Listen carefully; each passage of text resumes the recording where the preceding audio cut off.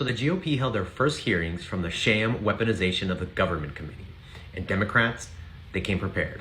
Isn't it true that leading up to the 2020 election, Twitter had weekly meetings with not just the FBI, with DOJ, with DHS, with DNI, to conduct this unconstitutional censorship by surrogate? We know that because of the Twitter files, correct? Correct. Have you ever worked for Twitter?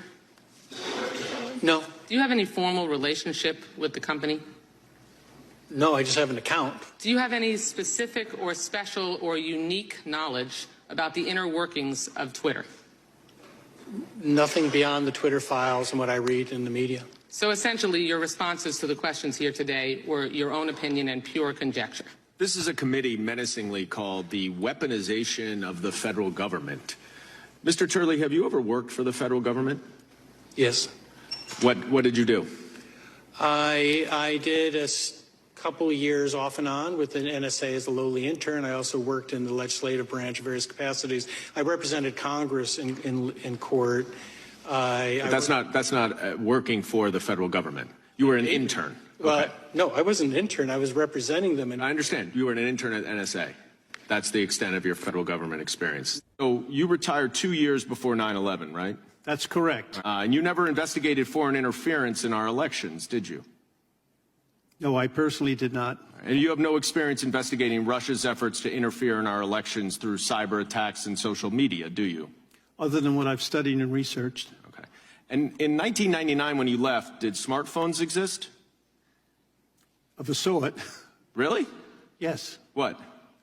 Well, we had phones. We had phones. Smartphones. In cars. Do you know we what had, a smartphone we had, is? Okay. Well, did you ever do any search warrants for emails? Search warrants for emails. I wouldn't call Did you ever those. investigate any insurrections on the Capitol? No, there was none. You said that Americans are concerned about the FBI. Do you think you speak for every American? I do not speak for every American, but as a special agent who's been out in the field trying to conduct my job, it's very difficult when we don't have the buy-in of the American people, and a lot of Americans do not trust the FBI anymore because of recent... Well, unfortunately, my time is about up, but I will also say to you that I worked in the Department of Justice for 10 years alongside a lot of FBI special agents. And their biggest concern and the most damage to the morale of the FBI occurred after Donald Trump started attacking the FBI because he was being investigated by the FBI.